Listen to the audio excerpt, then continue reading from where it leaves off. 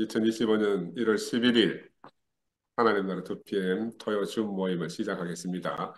오늘 제목이 십자가의 길, 범이 나에 죽게 되는 자리라는 제목을 가지고 말씀을 드리겠습니다.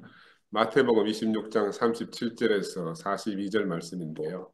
제가 부제를 한번 달아봤습니다. 범이 나에 죽게 되는 자리가 어떤 자리인가?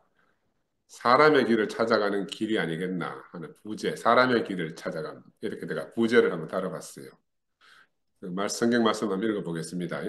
베드로와 세베대의 두 아들을 데리고 가실새 고민하고 슬퍼하사 이에 말씀하시되 내 마음이 매우 고민하여 죽게 되었으니 너희는 여기 머물러 나와 함께 깨어 있으라 하시고 조금 나아가사 얼굴을 땅에 대시고 엎드려 기도하여 이르시되 내 아버지여 만일 할만하시거든 이 잔을 내게서 지나가게 하옵소서. 그러나 나의 원대로 맛이 없고 아버지의 원대로 하옵소서 하시고 제자들에게 오사 그 자는 것을 보시고 베드로에게 말씀하시되 너희가 나와 함께 1시간도 이렇게 깨어 있을 수 없더냐. 시험에 들지 않게 깨어 기도하라. 마음에는 원이로되 육신이 약하도다 하시고 다시 두 번째 나아가 기도하여 이르시되 내 아버지여 만일 내가 마시지 않고는 이 잔이 내게서 지나갈 수 없거든 아버지의 원대로 되기를 원하나이다 하시고 이게 예수의 겟세마니의 기도입니다. 우리가 지난주 기름틀이라고 명명되어져 있는 이 겟세마네에 이르게 된 예수에 관해서 우리가 함께 교제를 했습니다. 그래서 겟세마네에 예수가 이르게 되신 것은 예수가 하나님이 주신 이 참 생명을 사신 결과로 말미암아 이런 길로 이제 가게 되신 거예요, 그죠? 그러니까 이 길이라는 겟세마네에 이르는 이 길은 어떤 예수의 개인적인 의지나 결심이나 이런 걸로 인해서 온 길이 아니다. 자신 안에 있는 그 아버지의 생명이 예수를 이 길로, 이 자리로 오지 않으면 안 되도록 이끌어서 오신 것이죠. 그래서 아담의 세계 안에서는 예수가 계실 곳이 없었어요. 그렇게 예수에게 예비된 유일한 곳이 바로 이 겟세마네 십자가뿐이라는 겁니다. 근데 제자들은 예수를 따라가면서 생각이 드는 것이 야, 다른 길이 많을 것인데 왜 꼭 이 길이어야 하는가 하는 이런 의문이 안 쌓였겠어요. 그 많은 능력을 행하던 예수가 왜 이 막다른 골목길로 가는가? 우리도 마찬가지 입장입니다. 우리도 항상 그런 말을 하잖아요. 꼭 이래야만 됩니까? 다른 길이나 다른 방법도 많은데 꼭 이런 길로 가야만 합니까? 이런 게 우리가 가지고 있는 의문이기도 합니다. 왜냐하면 우리 속에, 우리 생각 속에는 수많은 길들이 있잖아요. 수많은 길들이 있습니다. 왜냐하면 아담에게는 아담의 길이 있고 그리스도에게는 그리스도의 길이 있듯이 근데 예수 그리스도에게는 세상 안에서 찾을 수 있는 다른 길이 없는 거예요. 그에게는 정해진 길밖에 없다는 겁니다. 그죠? 그래서 예수의 고민하는 이 문제에서 예수는 왜 고민하여 죽게 되었는가? 죽게 되었는가? 예수도 인간이라는 거죠. 오늘 본문은 예수도 사람이었다는 것을 우리에게 암시하고 있어요. 우리가 이것을 그냥 대충 흘려가면 안 된다는 겁니다. 이것은 이제 우리가 대구 교회에 와가지고 들은 복음의 전부를 할 수 있습니다. 어떤 거? 예수는 사람이다. 우리는 지금 이 사람 복음을 전하고 있는 겁니다. 매일 밤마다. 이게 이제 누군가에게는 끄리낌이 될 수가 있어요. 예수가 복음이라는 것은 예수가 우리와 하나도 다르지 않는 육신을 가졌고 이 육신을 통해서 하나님 생명을 살아낸 사람이다. 하나님 아들로 사셨고 또한 기름 부음을 받은 그 영광스러운 사람의 실제로 사신 분이라는 것을 우리가 이엘리 목사님 통해서 알게 됐잖아요. 그지요? 근데 이제 최근에 이 사람이 빠져버렸습니다. 사람이 빠지고 구원만으로. 그 사람이 빠진 성경 경전 속에서 말씀으로만. 이런 경전의 말씀이나 구호가 구체적으로 물에 빠진 사람을 건져낼 수 있느냐 하는 겁니다. 구체적으로 사망에 빠져 있는 사람에게 경전 하나 던져주거나 구호 하나 던져준다 해서 그 사람이 과연 거기서 나올 수 있냐 하는 거죠. 저도 마찬가지로 구체적으로 나를 건져낸 것은 나를 찾아온 구체적인 한 사람, 내가 국평이를 통해서 내가 건짐을 받았거든요. 이거는 경전도 아니고 구호도 아니에요. 구체적인 사람을 통해서 내가 구원을 받은 겁니다. 우리가 다 그렇게 찾아온 하나님 사람을 만났어요. 하나님 사람. 하나님 생명을 품고 하나님 마음을 품고 오는 한 사람을 만나서 우리가 오늘 다 이 자리에 있는 겁니다. 예수는 온전히 이 그리스도의 생명으로 사셨지만 육신을 가진 사람인 것이 너무너무 분명합니다. 그래서 오늘 이 본문에서 나타내는 것은 제자들이 예수의 사람됨을 구체적으로 그리고 있다고 이렇게 보여지거든요. 인생이라는 것을 우리가 받아들이면 인생의 많은 문제가 그냥 다 물러가는 것을 우리가 보게 됩니다. 그죠? 우리에게 주신 모든 것을 감사로 받아들이는 삶을 살게 돼요. 예수는 지금 참 사람의 길을 찾아가는 자리에서 지금 고민하여 죽게 된 자리에 이르게 된 겁니다. 그리고 우리가 하등 다를 바 없는 삶을 사셨다고 볼 수가 있어요. 예수는 바로 이 하나님의 생명이 육신이 된 사람이잖아요. 그 제자들에게는 하나님 아들로 사신 것으로 보인 거죠. 자기들이 볼 때는 자기들과 전혀 다르기 때문에 하나님 아들로 사신 것으로 인식된 분인데. 그러나 다른 한편으로는 그도 완전한 사람이라는 거죠. 이 고민하여 죽게 된 자리에서 예수도 육신의 법에 제한받을 수밖에 없는 그런 구체적으로 참 사람이라는 것, 인생이라는 것을 우리에게 명백히 보여주고 있는 그런 장면이다. 이 예수가 슬퍼하고 고민하게 되었다. 옆에서 제자들이 볼 때 전적으로 슬퍼하고 고민하게 된 이 예수의 모습은 제자들의 관점이죠. 그러니까 이 고민이 무슨 고민 때문인지는 우리가 알 수가 없어요. 이게 육신의 앞으로 닥쳐올 육신의 고통 때문에 하는 고민인지 아니면 자신을 통해서 하나님의 경륜이 완성되어져야 되는데 그 완성이 과연 이루어질 것인가 하는 그런 문제로 괴로워하는 그런 고통이든지 간에 제자들이 보기엔 지금 예수의 마음은 너무 깊은 슬픔과 고민에 쌓이게 됐다는 겁니다. 그걸 이제 제자들 눈에 그렇게 보인 거죠. 이런 장면을 보면 예수가 신이 아니라는 게 너무나 분명하고 예수는 분명히 지극히 정상적인 인간이었음을 이 성경 말씀은 우리에게 보여주고 있는 겁니다. 이렇게 분명히 이제 인자이심을 사람의 아들임을 나타내고 있음에도 많은 사람들이 예수를 신으로 그를 믿고 의지하고 따르고 있잖아요. 그래서 우리도 이제 예수가 사람이라는 사실을 전하려고 하다가 보니 어떤 문제가 생겼느냐. 십자가에서 죽은 예수에게서 더 나아가서 내려오지 못하고 죽은 예수라는 이 새로운 언어가 만들어진 겁니다. 근데 문제는 처음 의도와 다르게 급기야는 그 사람이 빠져버린 거라. 사람은 사라지고 부어만 남는 쉽게 말하면 안고 없는 찐빵이 된 거죠. 그래서 성경에서 예수가 빠지면 남는 것이 과연 무엇이냐는 거예요. 우리 열리 목사님은 잃어버린 예수를 찾아 평생을 보낸 분 아닙니까? 그죠? 이제 그 예수가 우리에게 회복이 되어졌는데 마지막에 이런 사달이 난 겁니다. 그래서 우리는 이 예수의 생명을 우리 자신으로 살아내기 위해서 오늘 이 자리에 하나님이 불러 모으신 거예요. 그러니까 우리로 하여금 2PM으로 살라 하는 것도 아니고 11시로 살아라 하는 것도 아니고 우리를 예수의 증인으로 살라고 불러 모으셨다. 우리가 이것을 꼭 기억해야 됩니다. 우리도 제자들과 하나도 다르지 않아요. 예수가 왜 고민하고 죽게 된 지경이 됐는지는 우리가 도무지 알 수가 없고 제자들처럼 잠만 자고 있는 겁니다. 잠만 깨어 기도하자 켜도 잠이 쏟아지니까 어쩔 수가 없는 거라. 왜냐하면 그들은 신이 필요하기 때문에 예수를 신으로 만든 사람들이 인생의 많은 문제들이 자기 마음대로 되지 않으면 사람들은 어디에 의지합니까? 신적 능력에 의지하잖아요. 예수의 제자들도 사실은 예수에게서 그런 신적 능력을 보고 지금 믿고 따르고 있는 거니까. 그럼 제자들도 탓할 수가 없어요. 왜냐하면 땅에서 태어난 자신들과 너무나 다른 분을 만난 거야. 자기 눈앞에 계신 이분은 하늘에서 왔다고밖에 말할 수 없는 그분이에요. 왜냐하면 땅에서 난 나하고는 너무너무 다르기 때문에. 그리고 하늘에서 오신 분이 신이 아니면 누구겠냐? 이게 정상적 사고라, 사실은. 예수의 제자들 안에서 일어나는 정상적 사고라고 할 수 있어요. 이것이 바로 복음서가 말하고 있는 제자들의 예수 인식의 실체입니다. 왜 제자들이 이렇게 인식할 수밖에 없는가? 그들은 사람을 만났는데 하나님을 본 것 같은 기분이 든 거예요. 그들의 마음속에는 어떤 생각이 들었겠어요? 신은 절대로 죽을 수가 없다. 그래 예수가 지금 고민하에 죽게 됐는데도 자기 고민이 아닌 거라. 왜? 신이 어떻게 죽을 수 있냐 하는 거야.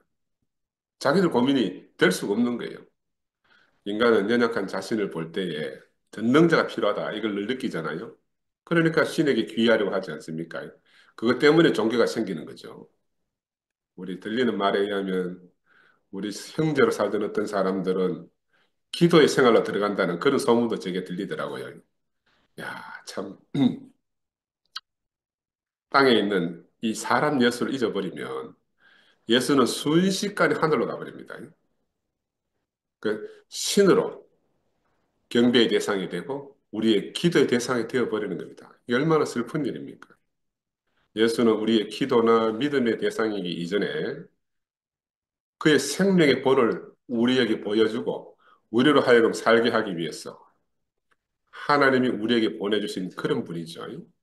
그래서 이 보내신 예수를 중심으로 우리가 모여 사는 것이 바로 그리스도의 몸된 교회다. 이렇게 할 수가 있는 겁니다. 그래서 이제 구심력은 어떤 힘이냐 하면 안으로 모으는 힘을 구심력이라고 그래요. 우리 돌팔매 이렇게 흔들어 보면 뱅뱅 돌아가잖아요. 돌, 이 돌팔매는 바깥으로 나가려는 힘도 있고 내가 손으로 잡고 있으니까 안으로 몰리는 힘도 있는 거라. 그리고 원심력은 밖으로 흩어지게 하는 힘이잖아요. 우리가 이제 그리스도를 끌리는 생명의 구심력이 있습니다. 지금 오늘 밤 여기 토요일 모임에 참 모인 건 생명의 구심력의 결과라. 안으로 쫙 예수에게로 모으는 구심력이 있어요. 또 우리 속에는 어떤 욕소가 있는가 하면은 내 마음대로 살고 싶은 선악과의 원심력이 있습니다. 내 마음대로 어디로 가고 싶은 거 있잖아, 막. 그 원심력이라. 그 여기 이제 교회 생활 한다는 거는 그리스도를 이끌리는 생명의 구심력하고 내 마음대로 살고 싶은 원심력하고 여기 팽팽하게 균형을 잡고 살고 있는 것이 우리의 교회 생활이다. 그제?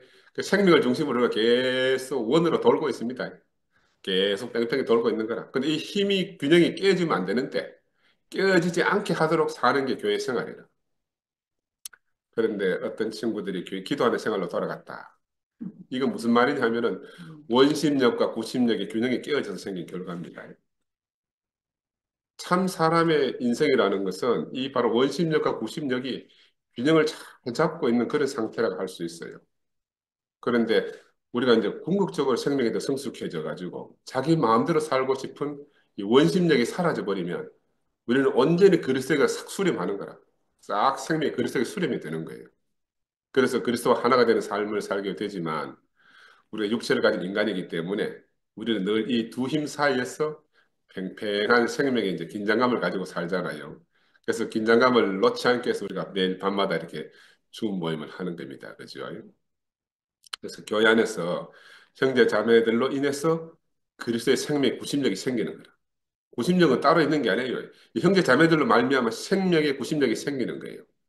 내 마음대로 살고 싶은 선악과의 원심력을 이기는 것이 바로 우리가 그리스도의 몸으로 사는 것으로 알아집니다. 그래서 이 두 힘의 균형을 우리가 잘 찾는 게 중요하고, 궁극적으로는 우리가 원심력을 다 잃어버리고 구심력만으로 살면은 그거보다 더할 나위가 없는 거죠. 내가 어디서 사든지 간에 그리스도로 사는 게 되니까. 아멘. 그런데 사람이 동물과 다른 점은 어떤 것이고 하면 사람은 말하는 능력, 언어 능력이 있다는 겁니다. 이 언어는 참 신기한 것이 이 언어 능력을 통해서 없는 것도 있는 것처럼 말하는 거라. 우리 누구 뒷담할 때도 마찬가지잖아요. 실제로 없어도 막 뒷담화 할 때 보면 뭐 없는 것도 있는 것처럼 막 하는 거라. 이 상상력 하는 거죠. 이게 인간만이 가지고 있는 독특한 점입니다. 그래서 이제 만들어진 신이라는 저자가 있어요. 리처드 도킨슨이라고 이런 많이 들어보셨죠?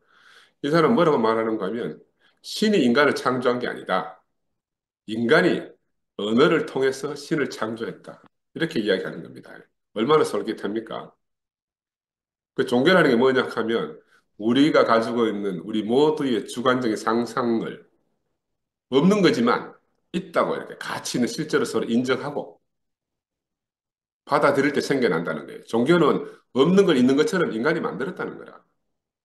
그 구체적인 예로 어떤 게 있냐 하면 돈은 완전히 그냥 종이 조각이잖아요. 돈은 실제로 종이니까 아무 가치가 없어요. 근데 우리가 이걸 돈이라고 이름을 딱 하는 거라. 그래서 니도 돈이라 생각하고 나도 돈이라고 생각하고 우리 모두가 돈이라고 생각하기 때문에 아무 짝에 쓸모없는 이 종이 조각이 가치 있게 쓰이는 거라. 마찬가지로 우리가 알고 있는 국가라는 것도 마찬가지입니다. 국가라는 게 눈에 보이지가 않아요. 근데 우리가 다 국가를 인정해. 이런 대한민국이라 한다. 그 없는 것도 있는 것처럼 살 수 있는 게 인간이에요. 언어가 있기 때문에. 그 신이라는 것도 보이지 않고 알 수 없는 대상이라도 니도 인정하고 나도 인정하고 막 우리가 딱 하나님 가면 뭐 서로 서로 하나님 하나님 하면서 이제 딱 인정하면 신이 생긴다는 거야. 그 이제 많은 사람들의 삶 속에 이런 것들이 존재할 수 있다. 이게 이제 이 최신판 그 리처드 도킨슨이 주장하는 그런 설입니다. 신도 인간이 만들어낸다. 근데 그렇게 만들어내려고 하면 무엇이 필요한 거면 절대적인 믿음이 필요해요.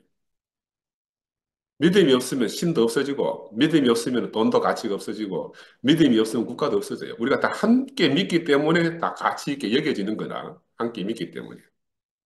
근데 우리가 이제 기억해야 될 것은 뭐냐 하면, 우리는 그런 믿음의 생활을, 하나님에 대해서 믿음의 생활을 철저히 해봤잖아요. 근데 그 믿음의 한계를 우리가 또 철저히 경험하고 절망해봤지 않습니까? 우리는 누구를 찾아왔는가?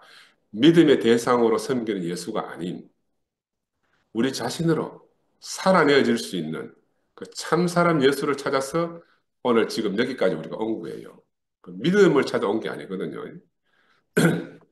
우리는 지금 그래서 롯의 아내처럼 소돔과 고모라가 멸망하면 내는 소리가 있습니다. 어디에서? 바로 우리 뒤통수에서 막 지금 아수라의 소리가 나는 거라. 오만 소리가 다 들리잖아요. 근데 그 소리에 끌려가지고 우리 뒤돌아보기만 하면 바로 소금기둥이 되는 거라. 그래서 우리는 그런 소리에 절대적으로 속으면 안 되고 어리석은 아멘. 자의 길로 돌아서면 안 되는 거예요. 예수처럼 고민하고 죽게 되었을지라도 우리는 우리 자신으로 이 생명을 살아내기 위해서 그런 사람들로 살기 위해서 지금 오늘 여기에 있는 겁니다. 어? 아멘. 세상에 아까 말한 리처드 도킨슨의 저런 말들도 있고 별의별 말들이 다 그 수많은 말들이 있더라도 우리는 그런 말에 현혹될 수가 없어요. 우리 앞에 너무너무 명백한 생명을 사신 분이 계셨기 때문에 인생으로 살다가 보면 누구나 다 맞닥뜨릴 수밖에 없는 어떤 형편이 생깁니다. 고민하여 죽게 되는 상황을 누구나 다 맞이할 수 있는 거예요. 그지? 바로 이스라엘 백성들이 그걸 우리에게 잘 보여주고 있습니다. 역사 안에서 이스라엘은 그 바벨론 포로 시절에 얼마나 절망적 상태에 빠졌습니까? 그죠? 그 메시아를 기다렸지만 그 이스라엘 구원의 메시아가 언젠가는 보내질 것이라는 그 자기들이 늘 하나님 계실 거라고 여기던 성전이 완전히 회파되어 버리고 모든 희망이 사라졌잖아요. 왕국이 사라지니까 왕도 사라졌어요. 또 왕에게 늘 직언하고 충성하던 선지자도 함께 사라진 거라. 그리고 우리처럼 멘붕이 왔어요. 그들이 믿고 의지하고 있던 모든 게 그냥 공중분해된 거라. 그야말로 암흑의 시기가 이스라엘 백성들이 도래했지 않습니까? 그래서 그들은 하나님의 약속을 붙들고 기다릴 수밖에 없었던 그들입니다. 그러니까 그 전까지는 뭐 성전도 있고 막 왕도 있고 선지자도 있으니까 뭐 아무 걱정이 없었어요. 그래 하나님 말씀을 기록해놓은 기록이 없었다니까. 음, 그래서 구전으로 막 들어오던 거를 야 이러다가는 진짜로 모든 게 다 사라지겠다 해서 구전을 통한 하나님 말씀을 집대성하게 글로서 집대성하기 시작했잖아요. 그래서 경전을 만들고 경제만 만들어 가지고도 안 되는 거라. 왜? 다른 그 바벨론 포로에 가보니까 뭐 메소포타미아 지방에는 막 자기들 창조 신화와 비슷한 신화들이 하도 많아. 그래 저 사람들하고 우리가 구별해야 되니까 안식일을 또 만드는 거야. 이게 무슨 말이냐면요. 하나님을 성전이라는 장소에 고정시켜 놓고 하나님 개념을 가지고 살다가 성전이 사라졌잖아요. 그래 하나님 붙들 수가 없어. 하나님 어디에 붙들었는가 하면 장소 속에 고정된 하나님을 붙들고 살다가 장소가 없어지니까 변화하는 시간 속에서 안식이라는 걸 만드는 거라. 안식일을 하루만은 이 모든 시간이 정지되는 게 안식일이라. 그래서 하나님은 안식일 날 우리와 함께 하신다. 그래서 시간 안으로 하나님을 시간 속에 고정시킨 거예요. 이게 이스라엘 백성들이 그 살기 위한 방편이었던 거라. 그들 자신의 힘으로는 지금 주어진 현실을 타개할 수 없어요. 그래서 그들은 끊임없이 그 안식일을 지키면서 하나님이 보내시는 자, 기름 부음 받아서 세상을 이기고 왕국을 다시 회복시킬 수 있는 자를 철저히 기다리고 있는 겁니다. 그들은 전적으로 어떤 인간적 소망을 가지고 그렇게 기다리고 살고 있었던 거예요. 그런데 바로 그런 형편과 환경 안에서 제자들이 있는 겁니다. 제자들도 그런 소망 가운데서 예수를 만났어요. 그래서 예수를 통해서 능력의 하나님을 경험했습니다. 능력의 하나님, 엘로힘 하나님을 경험한 거죠. 그런데 이 예수가 따라다니다 보니까 성전도 허물고 사흘 만에 짓겠다 하지요. 안식일도 마음대로 범하잖아요. 야, 이 사람 우리가 감당하기 힘든 사람이네. 감당하기 힘든 사람은 뭐예요? 나하고 다른 사람이니까 하나님 아들이라고 생각할 수밖에 없지요. 근데 실제로 예수는 참 사람이라는 겁니다. 무리를 걸었고 눈먼 자를 뜨게 하고 죽은 자를 살렸지만 예수는 철저히 자신은 육체를 가진 인간이라는 거예요. 그 예수가 어떻게 그런 능력이 있었는지 우리가 다 알 수가 없어요. 알 수가 없어요. 그러나 우리가 이 사실을 문자적이 아닌 어떤 상징으로서 이런 일을 이해해 보면 우리도 우리와 함께 살던 이 목사님을 통해서 똑같은 경험이었습니다. 우리도 우리가 걸어봤고 봉사가 눈도 떠봤고 죽은 자도 살아나는 걸 우리가 봤다니까요. 지금도 우리 자신을 통해서도 그런 일이 일어나고 있고 형제들을 통해서도 우리가 이런 놀라운 경험을 하고 있는 거예요. 우리가 이번 목요일 날 성의자매를 통해서도 성의자매의 겟세마네 기도를 들었잖아요. 아버지 내 뜻대로 하지 마시고 아버지 뜻대로 하시옵소서.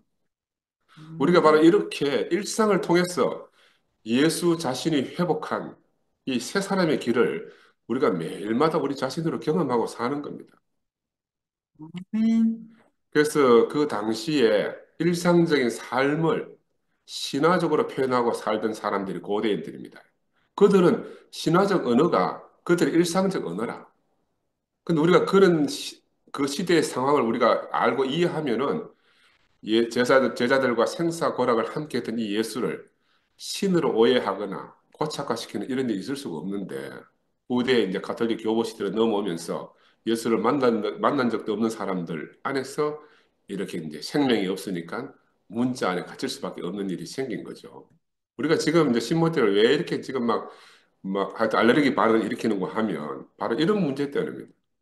우리가 받은 생명은 문자 속에 가둘 수가 없는데 문자 속에 가두려고 하는 이런 것들 때문에 우리 안에서 생긴 현상이에요. 그죠?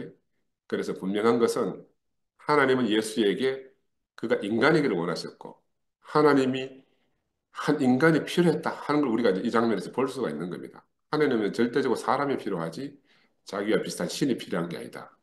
근데 제자들은 그가 신이기를 바라잖아요. 하나님이 바라는 거하고 제자들이 바라는 게 다르죠. 근데 하나님은 예수가 인간이라는 사실을 어디서 보여주는가? 십자가를 통해서 우리에게 명백히 보여주고 계신 겁니다. 그가 사람이라는 사실을. 그래서 제자들도 이 사실을 분명히 보고 알았을 거예요. 먹고 마실 때마다 자기들과 함께 숨쉬고 산 그 예수가 참 인간으로서 자신들과 함께 했음이 깊이 나중에 깨달았지 않겠습니까? 저는요, 이 마태복음, 마가복음, 누가복음, 이 사복음, 요한복음, 사복음서가 제 개인적으로 볼 때 이거는 제자들의 반성문이다, 반성문. 그렇게 이해돼져요? 예수님 만났을 때 저가 뭐 눈이 멀고 귀가 멀고 해가지고 도대체 못 알아봤다는 거예요. 그래서 나중에 죽고 부활 성천하고 찾아오시는 예수님을 부활하는 예수를 만나고 나니까 그 지나온 과거가 다 반성이 되어지는 거라. 그래서 이 반성문을 쓴 거라고 생각이 들어요. 야, 그런데 사람들은 이렇게 명명백백히 예수가 사람이라는 사실로 드러났음에도 불구하고 사실을 보는 게 아니고 내가 보고 싶은 대로 본다는 겁니다. 여러분 신기하죠? 이런 것을 실험한 많은 학자들이 많아요. 뭐 내가 짧은 시간에 다 이야기할 수는 없고. 그래서 사실이 되는 게 아니에요. 우리는 사실이 사실로 되는 줄 알지만 자기가 상상하고 자기가 인식하는 것을 사람들은 사실을 여깁니다. 이게 얼마나 놀라운 일인지 몰라요. 그리고 분명히 예수는 뭐 처음부터 죽을 때까지 사람으로 살았는데도 불구하고 그 따르던 사람들은 다 신이라고 여긴다는 거예요. 그래서 하나님에게는 이 끝내야 할 아담을 대신할 자로서 절대적으로 아담과 똑같은 인간이 필요한 거라. 신이 필요한 게 아니고요. 새로 시작되어야 할 또 다른 사람 아담이 필요한 거죠. 그래서 우리가 꼭 기억해내야 될 거는 하나님은 또 다른 신을 필요로 하신 것이 아니었다. 분명히 사람을 필요로 했고 예수에게는 분명히 어떤 능력, 우리가 모르는 능력이 있을 수는 있지만 그는 하나님은 그런 능력을 원하신 게 아니다. 그는 바로 고민하고 슬퍼하는 한 인간을 원하신다는 거죠. 고민하고 슬퍼하는 인간. 극렬한 마음을 가지고 살 수 있는 인간. 상대에게 공감하고 애간장이 끊어질 것 같은 그런 민망한 마음을 가진, 그래서 하나님의 자비의 마음을, 하나님의 사랑을 자신의 육체 안에서 온전히 표현하는 그런 한 사람을 원하고 있다는 것을 우리가 이 장면에서 보고 깨달아야 되는 거죠. 예수의 고민이 바로 여기에 있지 않았나 그런 생각이 듭니다. 예수도 무언가 할 수 있었지 않겠어요? 그 하나님은 원하는 것이 할 수 있는 인간이 아니라는 거라. 아무것도 할 수 없는 인간을 하나님 원하신다는 거죠. 예수는 바로 지금 겟세마네에서 고민하여 죽게 된 자리에서 바로 하나님과 자신 사이에서 그런 갈등을 가지고 지금 하나님 앞에서 꿇어 엎드려서 고민하여 죽게 된 그런 모습을 우리에게 보여주고 계신다. 그래서 그는 바로 그런 모습으로 하나님 앞에 섰고 그런 모습으로 지금 고민하고 있는 거예요. 그러니까 우리가 무엇을 할 수 있었든지 아니면 아무것도 할 수 없었든지 그런 것과 전혀 상관이 없이 하나님에게 필요한 사람은 십자가에 달리면 죽는 인간이라는 겁니다. 죽는 사람이라는 거죠. 아플 때 아프다고 소리칠 수가 있고 슬플 때 슬픔을 온몸으로 표현할 수 있고 느낄 수 있는 바로 그러한 인생을 통해서 하나님의 어떠하심이 온전히 드러날 수 있다는 겁니다. 우리가 아멘. 생각하는 하나님과는 전혀 다른 거예요. 다른 음, 거예요.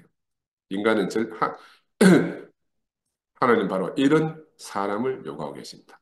사람이 사람으로 온전히 드러날 때 하나님은 하나님으로 명백히 존재하게 되는 거죠. 그래서 십자가 예수의 죽음을 통해서 바로 우리 인생에게 예수는 완전한 사람이라는 것이 선포된 것입니다.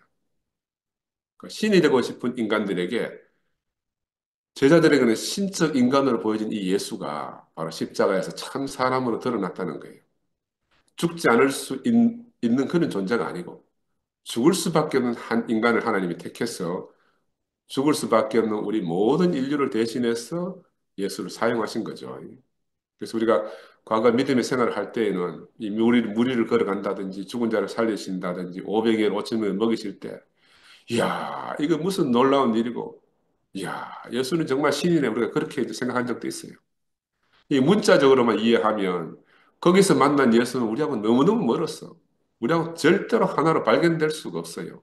그는 경배의 대상이 될지언정 예수의 운명 안에 우리가 있을 수가 없는 거라. 그런데 우리는 더 이상 이런 문자 속에 갇혀 살지 않지 않습니까? 그지? 왜냐하면 우리 주님은 이런 문자 속에 계시지 않기 때문에. 성경 속에서 살리는 말씀이, 말씀만 먼저 찾아가지고 그 성경 속에 많은 말들이 있지만 거기서 바로 우리를 살려낼 수 있는 말씀만 찾아서 우리에게 먹여주신 분을 통해 가지고 우리는 지금 어떤 형편과 환경 속에서도 나를 살리신 분을 찾아서 살게 됐어요. 그죠? 우리가 처음부터 그렇게 된 건 아니거든요.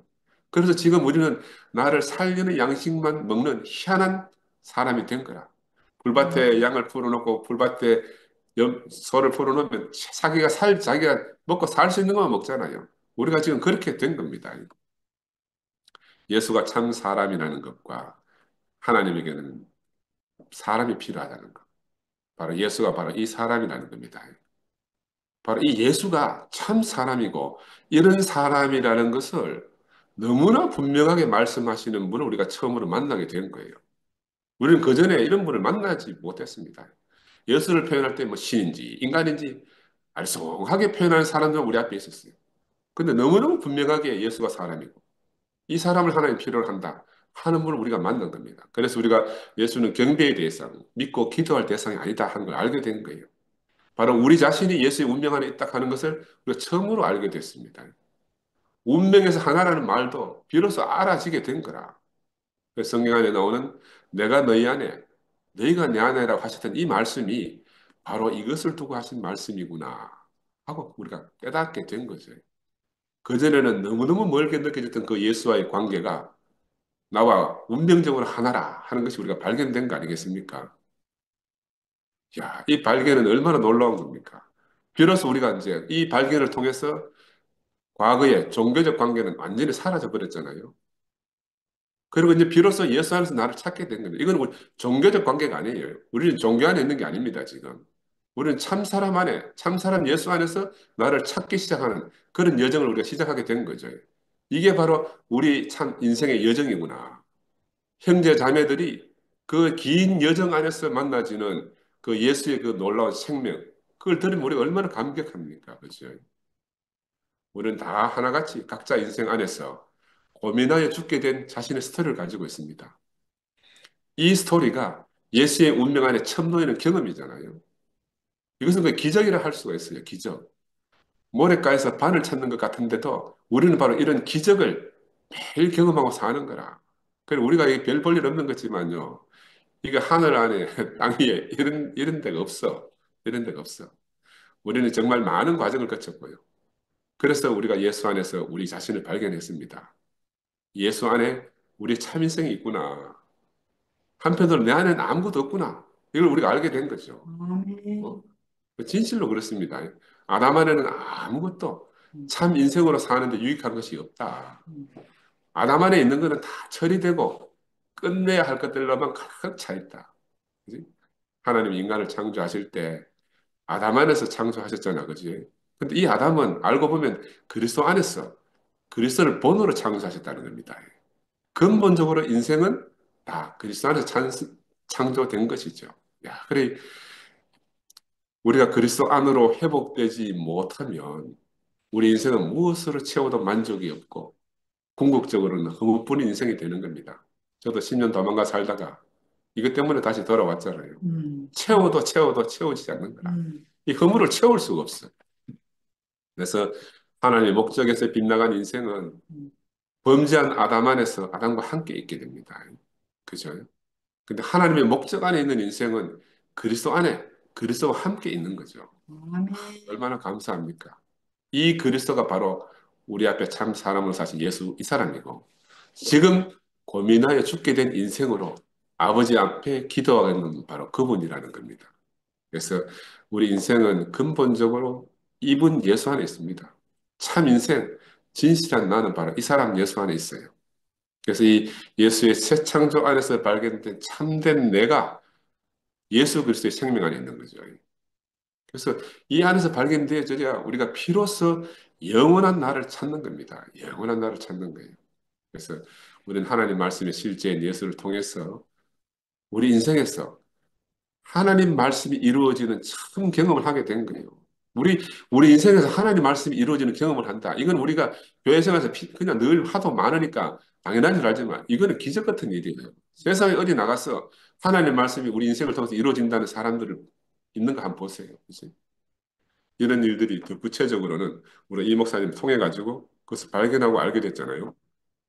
난 이번에 이제 목요 모임 내가 말씀드렸지만 히브리어의 하나님 말씀하심이라는 것이 다바르, 히브리어로 다바르라 그래요. 보다 고대어에서는 아마르라 하기도 한대요. 근데 이 말씀하는 다바르는 아마르의 참 의미가 뭐냐 하면 말씀이 딱 하는 순간에 그 앞에서 눈앞에 딱 말씀이 딱 나타난대요. 말씀하신 것이. 그 말씀이 말이 아니고 사건이라는 거야. 말과 동시에 어떤 사건이 탁 일어난다는 거예요. 다른 말로 하면 하나님 말씀은 말씀과 동시에 말씀이 이루어진다는 거죠. 성취된다는 겁니다. 그래서 말씀하심이 이루어지지 않는 것을 거짓말이라고 해요. 거짓말. 그래서 이루어지지 않는 말이 바로 속이는 자의 말이고 사단의 말이다. 하나님의 말씀은 어떤 말씀이든지 간에 우리에게 다 이루어집니다. 우리에게 다 이루어져요. 그래서 고대인들은 그래서 어떻게 생각했는가 하면 말씀이 이루어지는 걸 선이라 하고 말씀이 이루어지지 않는 걸 악이라 한다. 이렇게 고대인들은 생각했다 그래요. 창세기를 보면요. 창세기는 언제부터 그걸 시작하는가? 창세기는 구체적으로 1장 3절부터 시작한다고 볼 수 있어요. 왜냐하면 1장 1, 2절은요. 말씀하심이 없어. 말씀하심이 없어요. 그냥 태초에 하나님 천지를 창조한다. 이렇게 부연 설명이라 이거는. 백그라운드 설명이라. 언제부터 시작하는가? 1장 3절부터 하나님이 가라사대 하잖아요. 빛이 있으라. 이게 진짜 창세기 시작이라. 왜냐하면 말씀이 곧 사건으로 나타나는 거라. 하나님 말씀하시면 궁창이 있어라 궁창이 탁 나타나고 빛이 있어라 빛이 탁 나타나고 야 얼마나 하나님 말씀이 놀랍습니까? 이게 하나님 말씀이라. 하나님은 말씀이 전부라는 겁니다. 하나님 말씀이 전부예요. 그래서 이 하나님 말씀 안에 있는 우리가 진실인 거라. 하나님 말씀 안에 없으면 우리가 진실한 게 아무것도 없어요.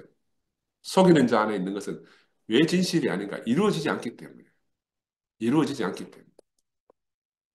그래서 겟세마네에 이르러서 고민하고 슬퍼하시는 이 한 사람 예수가 참나의 운명이고 진실한 참나는 바로 이 사람 안에 있다.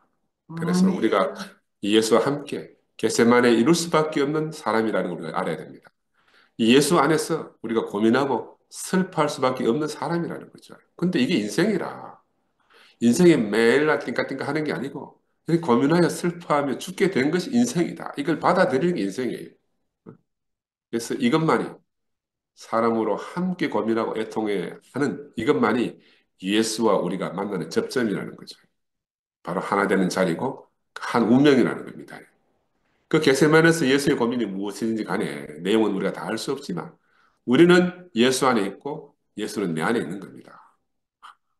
이 대목에서 종교개혁가 루터는 뭐라고 말했는가 하면은 이 하나님의 응답을 받을 수 없는 겟세마네 기도, 이 기도할 때 예수는 지옥에 있었다는 거예요. 지옥은 장소를 말하는 게 아니고 바로 응답 없는 하나님께 피땀으로 기도하는 이 자체가 예수에게 지옥이었다는 거죠.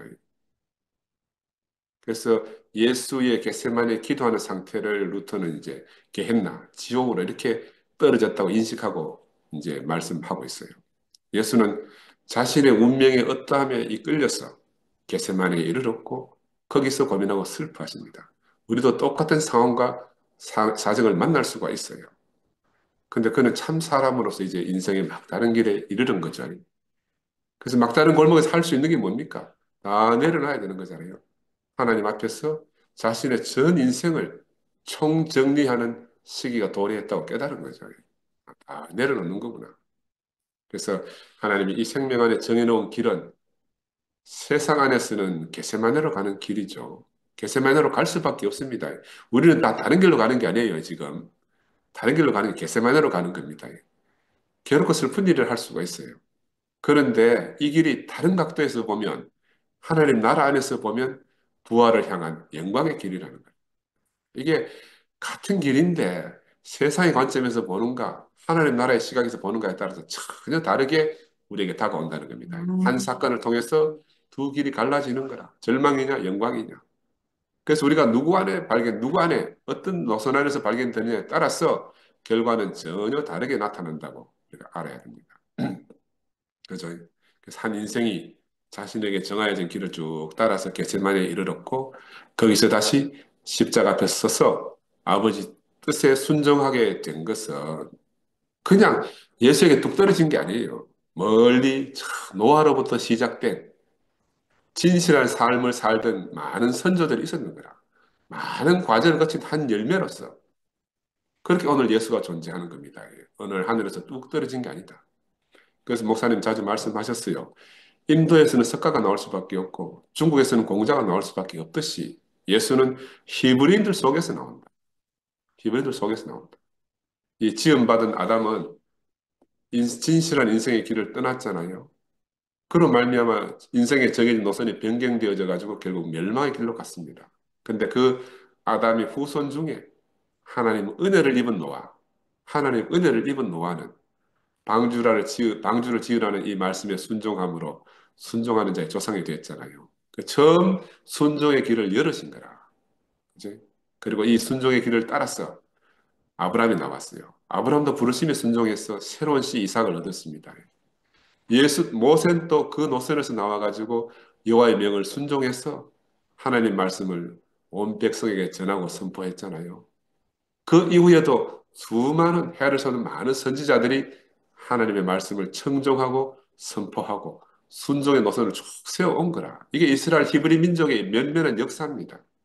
바로 이 노선 안에서 예수가 바로 그 첫 열매로 이제 겟세마네를 거쳐서 십자가에 이르신 거라. 그러니까 이게 우리가 자꾸 막 하늘에 툭 떨어진 특별한 존재라고 생각하면 자꾸 이제 이상하게 예수를 인식하게 될 수밖에 없어요. 그래서 예수께서 십자가 앞에서 아버지여, 내 뜻대로 마옵시고 아버지 원대로 하옵소서 하신 것은 바로 그 조상들이 뿌린 씨의 온전한 열매로서 오늘 서 있는 겁니다. 그러니까 조상들이 부분적인 길을 걸어왔어요. 그 부분적인 길이 오늘 예수로 말미암아 최종 완성이 되신 겁니다. 씨는 뿌려지고 거두어지잖아요. 천국의 씨도 마찬가지입니다. 뿌리는 자도 있고 거두는 자가 있어서 함께 즐거워한다 그랬습니다. 그래서 길이라는 것은 시작하는 길도 있고 종점도 있어요. 그 시작과 종점이 딱 결론이 나면 그 완성이라고 하잖아요. 길이 완성이 되면 그때부터 수많은 사람이 그 길을 왔다 갔다 하는 거라. 그지? 그래서 조상들은 뿌리고 예수가 거두셨듯이 조상들로부터 이 시작된 순종의 길은 예수에게 와서 궁극적으로 완성됨으로써 비로소 우리는 모두가 막 시원하게 그 길을 걷게 된 겁니다. 그 이후에 오는 우리 모두는 편안하게 통하게 된 거라. 그래서 예수는 우리의 순종을 위한 길을 완성하시느라고 지금 십자가 앞에서 고민하시다가 궁극적으로 아버지께 순종하는 길을 가신 거잖아요. 죽기까지 고민하며 순종하신 거죠. 이게 바로 우리의 참 본입니다. 참 본이에요. 우리가 평생을 아버지 내 뜻대로 하지 마시고 아버지 뜻대로 하시옵소서. 이게 우리의 삶이잖아요. 우리가 바로 우리 앞에 그런 본이 계셨기 때문에 우리도 그렇게 살고 있는 거라. 만약 예수가 이런 고민 없이 그냥 그 길을 가셨다. 야, 그럼 우리가 예수를 우리 운명으로 살아내는 것이 정말 어려웠을 거예요. 그런데 예수는 우리와 하나도 다르지 않게 피땀 흘려 지금 기도하는 그런 모습을 우리에게 보여주고 계신 겁니다. 이 이스라엘 조상들로 말미암아 시작되고 우리 주 예수 그리스도로 말미암아 완성된 이 절대적인 생명의 길을 따라서 예수는 바로 그 절대적 순종을 자기 자신으로 온전히 풍성히 살아냈잖아요. 이게 바로 우리에게 주어진 마지막 길이라는 겁니다. 그래서 이 순종이라는 게요, 단순히 순종이 아니고 운명입니다, 운명. 생명이면 당연히 따라가야 될 운명이라는 거예요. 그래서 예수에게는 자기 앞서 걸었던 많은 선지자들이 있었잖아요. 또 자기를 뒤따라올 또 많은 백성들이 뒤에 줄 서 있는 거라. 그리고 자신이 이 길을 완성하지 못하면 그 앞에 많은 사람들이, 조상들이 살아온 길이 헛되게 돌아가는 거죠. 또 뒤따라올 백성들이 길을 잃게 되는 겁니다. 그래서 예수가 얼마나 중차대한 그런 운명 안에 있는지 우리가 다 알 수가 없잖아요. 그가 이 길을 완성하지 못하면 얼마나 엉망진창이 되겠습니까? 근데 예수만 그런 게 아니고 지금 우리도 입장이 똑같습니다. 우리도 여기서 우리가 이 생명을 온전히 살아내지 못하면 우리 앞서 살았던 많은 사람들의 길이 헛되게 되는 겁니다.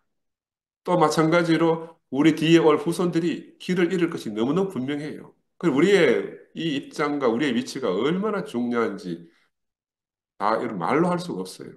예수는 바로 이 역사적인 자리에서 고민하시다가 아버지의 뜻이 이루어지옵소서 하심으로써 비로소 이 길을 완성하셨죠. 그래서 우리도 이 예수의 고민이 우리의 고민이 되고 이 예수의 소원이 우리의 소원이 되어서 지금 살고 있는 겁니다. 야, 그러니까 이 한 사람 예수의 순종이 온 인류를 다 순종의 길로 불러들이게 된 거죠. 그래서 하나님의 축복과 저주는 길을 따라 흐른다고 했어요. 아담이 만든 길로는 저주가 흘러가고 예수가 만든 길로는 축복이 흐르는 겁니다. 그 길이 너무너무 중요해요. 나보다가 더 중요한 게 길입니다. 그죠? 그래서 주님은 내가 그 길이다 이렇게 하셨어요. 그분이 그 길인 거라. 노아로부터 시작된 이 순종의 길. 예수에게서 비로소 완성이 됐잖아. 그죠? 그래서 한번 생각해 보세요. 노아가 여호와의 말씀을 듣고 방주를 지으려 했는데 방주를 짓는 일이 얼마나 어려웠겠습니까? 사막 한가운데서 비 하나 오지 않는 땡볕 아래서 그것도 산 밑이 아니고 산 위에 올라가 가지고 방주를 짓는다. 온 동네 소나 개나 다 웃을 일입니다. 한번 상상을 해보세요. 근데 노아는 하나님의 은혜를 입고 하나님의 말씀에 순종한 사람이에요. 그래서 하나님 말씀을 순종한다는 것은 바로 이런 것을 두고 하는 말입니다. 우리 세상의 눈치를 보고 세상 사람들의 어떤 소리를 듣고 따라가는 게 아니고 세상이 비록 우리를 비웃을지라도 온 비웃음을 안고 우리가 가는 길이라는 거죠.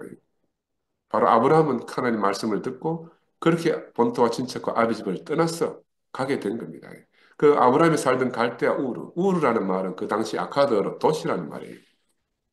최첨단 문명으로 살고 있는 갈대아 우르, 그 최첨단의 세계에서 어딘지 모르고 그냥 무작정 모든 것을 뒤로 하고 하나님의 말씀을 따르려고 그는 길을 떠난 사람이 됐습니다. 우리가 그것을 어떻게 다 짐작할 수가 있겠어요? 그죠? 모세가 하나님 말씀을 들은 대로 그 말씀을 돌판에 새기고 선포한다는 것이 우상 숭배하는 그 백성들 앞에서 얼마나 어려웠는지 우리가 다 알 수가 없어요. 지금 우리가 그냥 막 간단하게 이렇게 막 글로 이해하니까 뭐 쉬운 것 같지만 그 사람의 인생 여정 안에서 그게 과연 쉬웠겠냐 하는 거죠.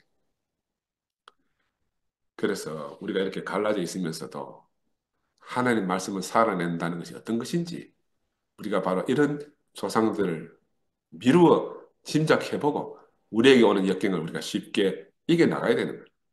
내 조상들은 나보다 훨씬 더 어려운 형편이 있었다. 그럼에도 불구하고 하나님께 순종하는 길을 걸어왔다. 그래서 우리의 대표자이신 예수가 바로 아버지의 뜻을 따르기 위해서 고민하여 죽게 되었다. 그 하실 만큼 되지 않았습니까? 그 십자가는 누가 봐도 인생으로서 감당하기 어려운 고통이죠. 근데 바로 이제는 이 예수로 인해서 새 길이 놓여졌습니다. 산을 넘고 물을 건너서 새롭고 산 길이 튼튼한 길이 이제 놓여진 거라. 제가 옛날 문경에서 충주가는 이아령 고갯길을 많이 다녔습니다. 한승형 따라서. 그 꼬불꼬불하던 길을 오르내려야 했던 그 길을 갔다가 굴을 뚫고 새 길을 탁 내고 나니까 얼마나 그 단축되는지 몰라요. 새 길이 생기면요. 얼마나 안전한지 모릅니다. 길이 완성되니까 다니기도 너무너무 수월한 거라.